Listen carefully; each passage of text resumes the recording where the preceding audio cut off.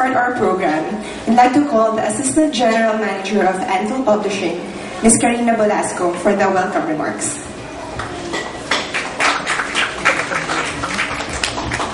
Good afternoon, everyone. The weather seems to be improving. It was raining hard earlier, but not yet maybe a miracle. But welcome to this launch of Magnificat, Mama Mary's Pilgrim sites. Collected and edited by Cecilia Manguerra Brainard. You know, most of us met just for the first time this afternoon. This is the beauty of the amazing technology where we can work on a book even if we're based in different parts of the world, and we can put it together and meet only when you launch the book.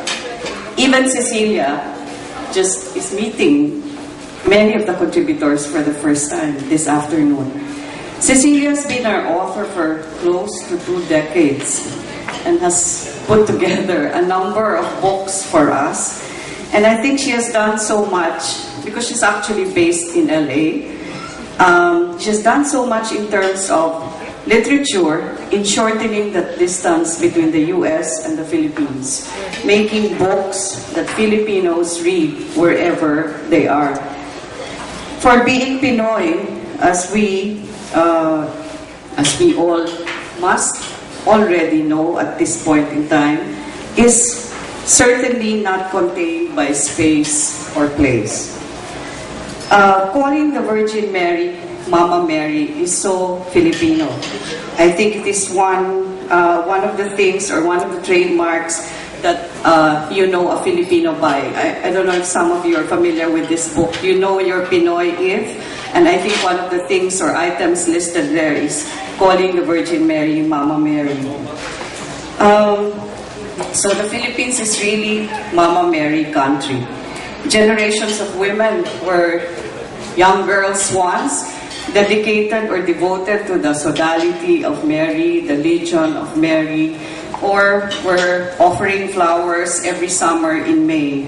I think almost all of us went through this experience.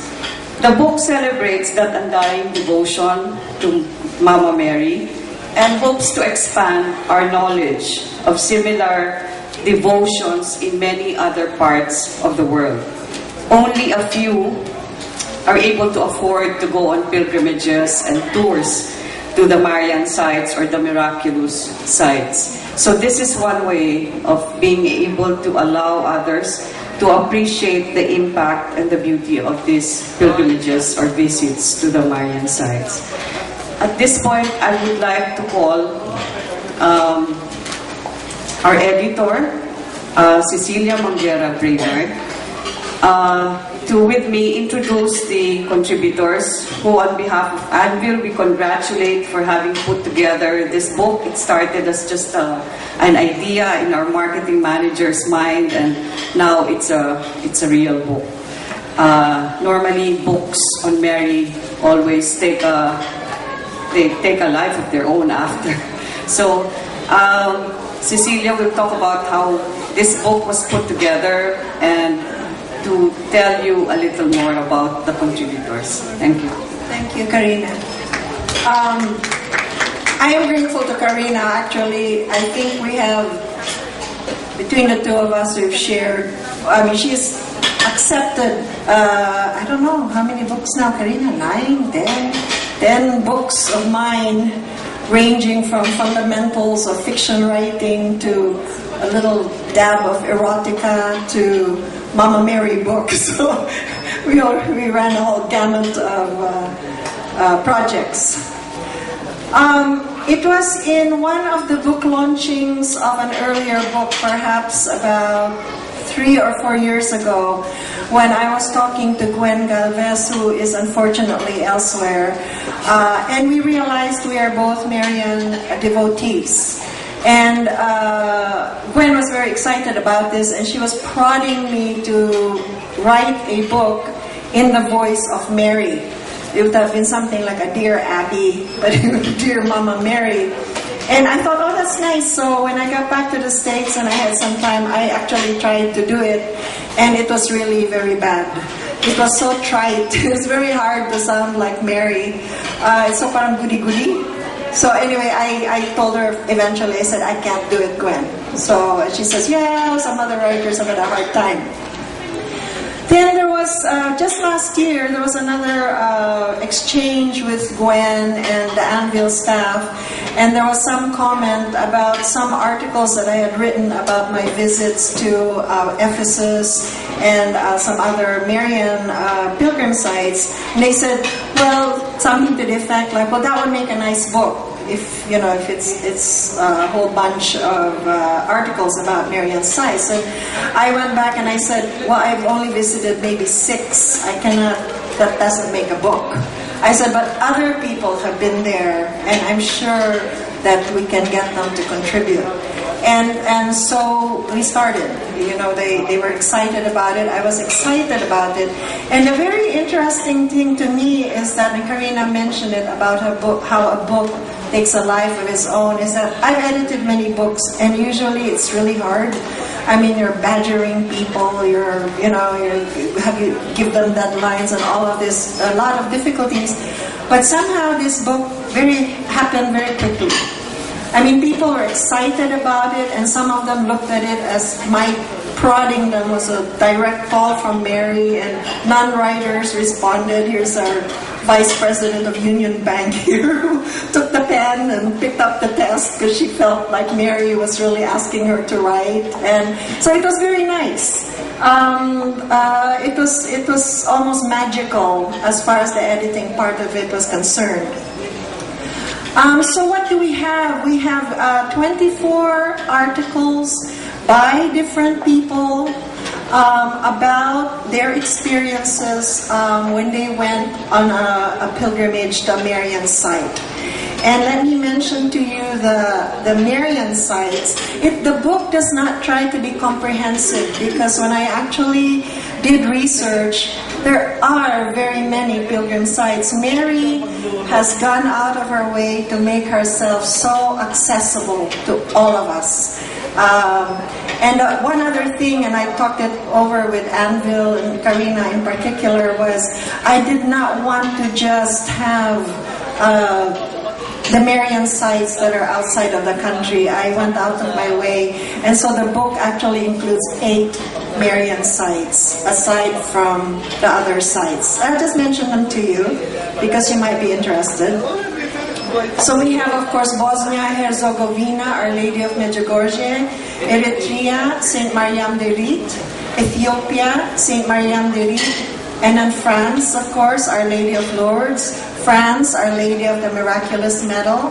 We have India, Our Lady of Valankani, and the priest who wrote the article about Our Lady of Valankani had spent many years here in the Philippines. He's Indian, but he speaks Tagalog, and he was very excited about the project, Father Sebastian. And Our Lady of Guadalupe in Mexico is an anonymous contributor. It's very personal and a very lovely account. And Julie Wolski, who's a Filipina married to an American, wrote about the Black Madonna of Czestochowa. And Linda Nietes Little, who is a bookseller by trade, picked up the pen for the first time and wrote When Mama Mary Called from Fatima. So that would be Portugal. And we have Spain, Our Lady of the Pilar. Turkey, Our Lady of Ephesus. And then in the United States, it is not a famous place or anything like that, but Our Lady of Mariala Nakila, which is actually in Hawaii, this woman wrote about that place. And Almira Astudillo Gillis wrote about a place in Wisconsin, which is a church-approved Marian site. Little known, but there it sits, just as important, if you will, as Lourdes or Fatima, Our Lady of Good Health in Wisconsin, USA.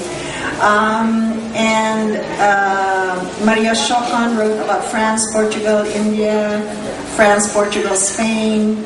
And in the Philippines, we have Our Lady of Antipolo, Our Lady of Manaoag, Our Lady of the Miraculous Medal, Our Lady of the Remedies in Odlot. Odlot is in Cebu and it's a new pilgrim site. There is a statue there that started weeping just about 2-3 years ago, and people have been flocking to it, and it's being observed by the church. Our Lady of Peña Francia, Our Lady of the Abandoned in Santa Ana, and Mr. Lai has graced us with his presence. The rose among the thorns, or such. And Our Lady of Schoenstatt is also in Cebu. Our Lady of Kaisasay is here near Taal by Ceres. I want to thank Ceres also for that wonderful article that she just did last Thursday.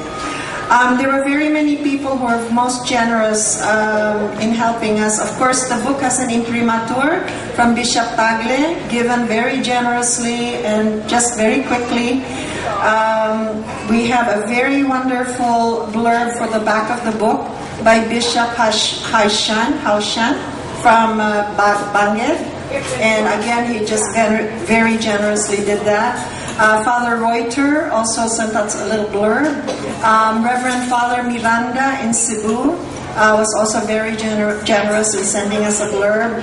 And Erlinda Enriquez Panilio, who unfortunately is out of the country, also sent us a blurb. Paulino Lim wrote the introduction. Magnificat is the title. And I'm going to turn this right back to Joyce, I think, who's going to introduce the various contributors who will read. Thank you, Mrs.